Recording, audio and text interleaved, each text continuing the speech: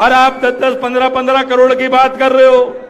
आप बता दो कि पायलट साहब को मुख्यमंत्री कब बनाओगे, हम दे देंगे। कि साहब बिना पायलट साहब के सरकार नहीं आएगी। उन्होंने मुझे कहा कि चाकसू में बीजेपी बोल रही है। मैंने कहा मेरे यहां तो बीजेपी बोल रही है, कांग्रेस कहां से की बोल रही है, आप वो बता दो। चेहरे की चमक भी समय के अनुसार होती है। जिस चेहरे की चमक से हम जीत के आए उसको फीका नहीं होने देंगे। मैं कहता हूं अगर आपका चेहरा नहीं होता तो मैं विधायक नहीं होता।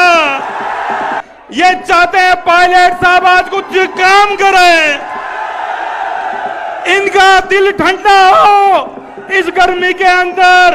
नहीं, ये गर्मी जो इनके अंदर पड़ी हुई है ये पार्टी को खत्म कर देगी।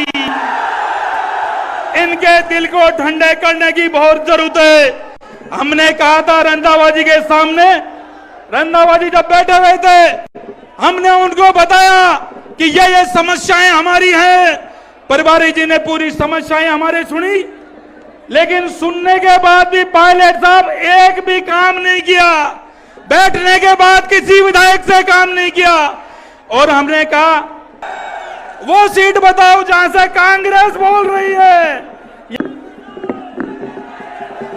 राजस्थान के यहाँ पे तो हिंदुस्तान के नेता पायलट साहब, किसानों के नेता प्रदेश कांग्रेस कमेटी के पूर्व अध्यक्ष सम्मानीय नारायण सिंह जी, सम्मानीय हेमाराम जी, दीपेंद्र सिंह जी, मंच में विराजमान तमाम नेतागण, उपस्थित नौजवान साथियों, सारी बातें तो हो गई।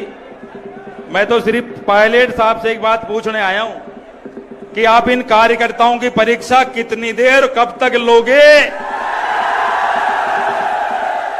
और क्या लेना चाहते हो और कब तक लेना चाहते हो, ये बता दो। बार बार हम कह चुके, अभी मीडिया के सामने सम्मानीय नारायण सिंह जी, मैंने मुख्यमंत्री जी के कार्यालय में फोन लगाया और पूछा भाई कि पैसे का हिसाब तो हम दे रहे हैं, मैं आ जाऊं क्या? तो आज तक तो बुलाया नहीं। ये मीडिया वाले साथी सुन रहे हैं, अगर मुख्यमंत्री जी बुलाएं तो मुझे बुला लेना, पूरा हिसाब देंगे। और आप 10-10, 15-15 करोड़ की बात कर रहे हो। आप बता दो कि पायलट साहब को मुख्यमंत्री कब बनाओगे, हम दे देंगे। ये जनता सब कुछ देना चाहती है आपके लिए, तन मन और धन देना चाहती है। इनकी परीक्षा ज्यादा मत लो। पायलट साहब, समय मजबूत होता है और ये चेहरे की चमक भी समय के अनुसार होती है। जिस चेहरे की चमक से हम जीत के आए उसको फीका नहीं होने देंगे। मैं कहता हूं अगर आपका चेहरा नहीं होता तो मैं विधायक नहीं होता। तो ऐसे चेहरे को कुर्बानी नहीं देने देंगे, किसी भी कीमत पे कुर्बानी आपकी नहीं देने देंगे। आप सिर्फ ये बता दो, लोग हजारों किलोमीटर से आपसे मिलने के लिए आ रहे हैं, सैकड़ों किलोमीटर से आपके साथ पैदल चलने आ रहे हैं। मेरे जैसा साथी 1 किलोमीटर नहीं चल सकता, आप 150 किलोमीटर पैदल चल के आ रहे हैं। ये नौजवान साथी अपने पांव के छाले भूल गए। ये सिर्फ भाषण सुनने नहीं आए हैं, ये सिर्फ आपका मार्गदर्शन लेने आए हैं। और इनमें एक ही ललक है, जो ये धूप में खड़े हुए साथी हैं। ये चाहते हैं पायलट साहब आज कुछ काम करें, इनका दिल ठंडा हो इस गर्मी के अंदर। नहीं, ये गर्मी जो इनके अंदर पड़ी हुई है ये पार्टी को खत्म कर देगी। इनके दिल को ठंडे करने की बहुत जरूरत है।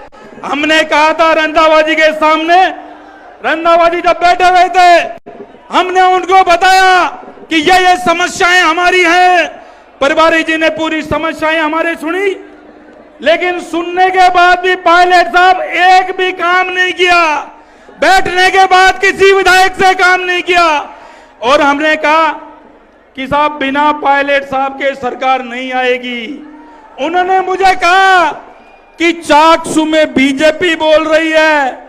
मैंने कहा मेरे यहां तो बीजेपी बोल रही है, कांग्रेस कहां से की बोल रही है, आप वो बता दो। भी कीमत पे कुर्बानी आपकी नहीं देने देंगे।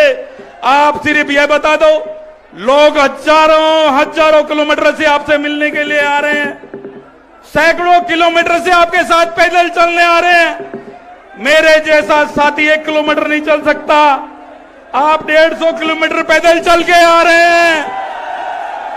ये नौजवान साथी अपने पांव के छाले भूल गए। ये सिर्फ भाषण सुनने नहीं आए हैं, ये सिर्फ आपका मार्गदर्शन लेने आए हैं। और इनमें एक ही ललक है, जो ये धूप में खड़े हुए साथी हैं, ये चाहते हैं पायलट साहब आज कुछ काम करें, इनका दिल ठंडा हो इस गर्मी के अंदर। नहीं, ये गर्मी जो इनके अंदर पड़ी हुई है, ये पार्टी को खत्म कर देगी। इनके दिल को ठंडे करने की बहुत जरूरत है। हमने कहा था रंधावा जी के सामने, रंधावा जी जब बैठे हुए थे, हमने उनको बताया कि ये समस्याएं हमारी हैं। परिवारी जी ने पूरी समस्याएं हमारे सुनी, लेकिन सुनने के बाद भी पायलट साहब एक भी काम नहीं किया। बैठने के बाद किसी